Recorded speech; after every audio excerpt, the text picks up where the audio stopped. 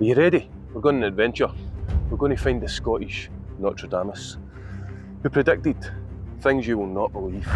Let's go.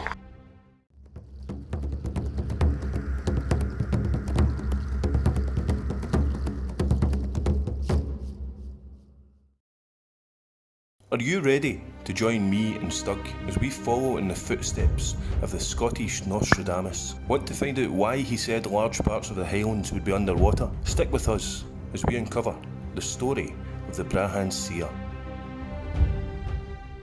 So the best place to start with this story would be in the beginning, don't you think?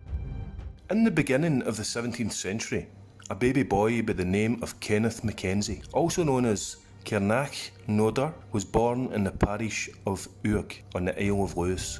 As a boy, Kenneth's mother had what was called the second sight, a psychic ability. One evening, Kenneth's mother encountered the ghost of a Danish princess in a graveyard. As tribute for allowing the ghost to return to her grave, his mother demanded that her son was given the gift of second sight.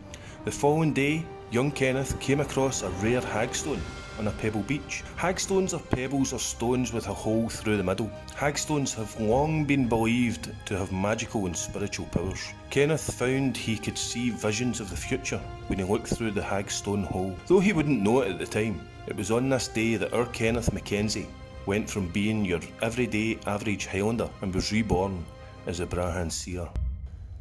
Stick with us in this adventure throughout this video, following the Brahan Seer's footsteps to the end, where you will be surprised to learn the fascinating premonitions foretold by the Brahan Seer. Just quickly, before we continue on this mystical Highland path, if you have an interest in the Scottish Highlands, why not join myself and Stug in uncovering this beautiful and amazing part of Scotland by subscribing to the Highlands Uncovered channel. We next catch up with the Brahan Seer in the place that his more famous name is based upon. Brahan Castle in the Brahan estate was built by Colin Mackenzie, Chief of Clan Mackenzie and Earl of Seaforth, in 1611. The Seer lived not too far away next to Loch Ussy and was employed in the Brahan estate around 1675 as a grounds worker. It was at this time, with the use of his trusty hagstone, he made predictions both that would not only come true, but leave a legacy that would be spoken about in the Highlands long after he was gone. Upon walking on a moor known locally at the time as Drumossie Moor, his words were recorded as this: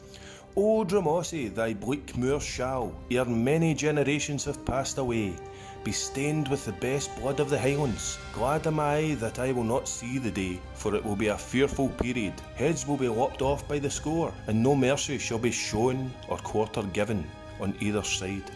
Half a century later, the Battle of Culloden took place in that very spot, and the moor was indeed stained with much Highland blood. Another prediction from the Seer was that the clans would become so effeminate as to flee from their native country before an army of sheep, adding, "The sheep shall eat the men." This prediction foretold the Highland clearances, whereby turn of the 20th century, 70,000 Highlanders had been evicted from their land to make way for sheep farming. He declared Scotland would have its own parliament once again, when men could walk dry-footed from England to France. In 1994, the Channel Tunnel opened and a new Scottish Parliament followed a few years later. Another prediction, that a black rain will bring riches to Aberdeen, foretold the North Sea oil boom. He spoke of great black brideless horses belching fire and steam and drawing lines of carriages through the Scottish glens, 200 years before railway lines were laid across the Highlands. Streams of fire and water, he said, would run beneath the streets of Inverness and into every house. Gas and water pipes were laid down in the 19th century. One day, ships will sail round the back of Tomahuric's Hill. At the time, this must have seemed like a ludicrous notion. When the Caledonian Canal was built, the Brahan Seer was once again proven correct. He announced when there were 5 bridges crossing the River Ness, there would be worldwide chaos. In August 1939, the 5th bridge over the Ness was completed, and on the 1st of September 1939, Hitler invaded Poland and kick-started World War II. Going even further, he added, when there were 9 bridges crossing the Ness, there would be fire, flood and calamity. The 9th bridge was built in 1987. In 1988, the world's worst offshore oil disaster happened. The Piper Alpha oil rig, situated 120 miles off the east coast, exploded, killing 168 people. It's at this point we visit the recently refurbished Fairburn Tower, a Clan Mackenzie stronghold built in the 1540s by Murdo Mackenzie after he acquired the lands. Here we can venture down the path of the Brahan Seer's brutal end. By now he was gaining fame throughout the area with his predictions, and had come to the attention of his employers, the Earl of Seaforth and his wife, Lady Seaforth. Word of his prophecy that Mackenzies of Fairburn shall lose their entire possessions, their castle will become uninhabited, and a cow shall give birth to a calf in the uppermost chamber of the tower, surely reached the ears of the Seaforths. Being Mackenzies, I'm sure this would have had a negative impression upon them. Our theory is that the events that followed may have been a set-up by the Seaforths, who were growing increasingly concerned with Kenneth's predictions of disaster for the Mackenzie clan. One day, while the Earl of Seaforth was away in France on business, Lady Seaforth called for the Brahan Seer. Upon arrival, she requested he tell her any information on her husband's activities while he was in France.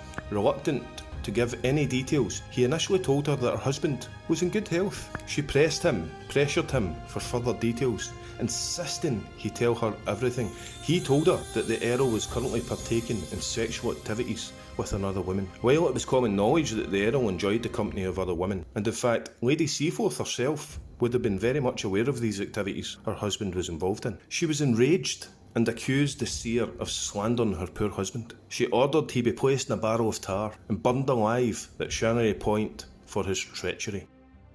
While he was dragged to his horrific death, the Brahan Seer made one last prophecy, a curse upon the clan Mackenzie. The line of Seaforth will come to an end in sorrow, he said. I see the last head of this house, both deaf and dumb. He will be the father of 4 fair sons, all of whom he will fall to the tomb. He will live careworn and die mourning, knowing that honours of his line are to be extinguished forever, that no future chief of the Mackenzies bear rule at Brahan or in Kintail.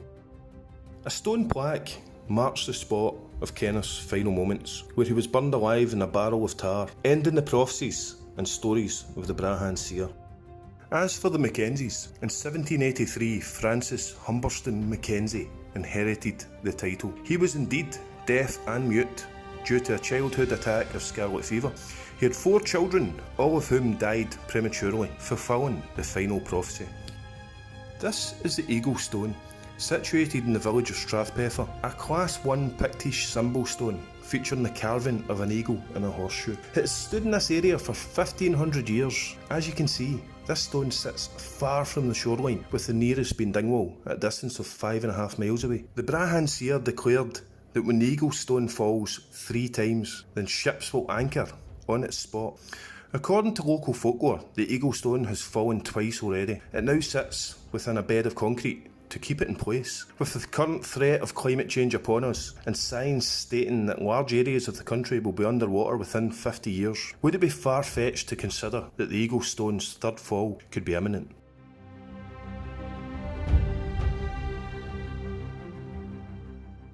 As for the Fairburn Tower prophecy, surely he got that one wrong. Why on earth would a calf be born at the top of this 5-storey tower? Well, in 1851, it was recorded that the abandoned tower was being used by a farmer to store hay. A pregnant cow followed a trail of hay, entering the tower and made her way to the top. While at the top of the tower, she became stuck and distressed, resulting in her giving birth. The farmer kept the cow and calf there for 5 days to allow local people to visit and see the prophecy fulfilled before rescuing them both and returning them to the fields.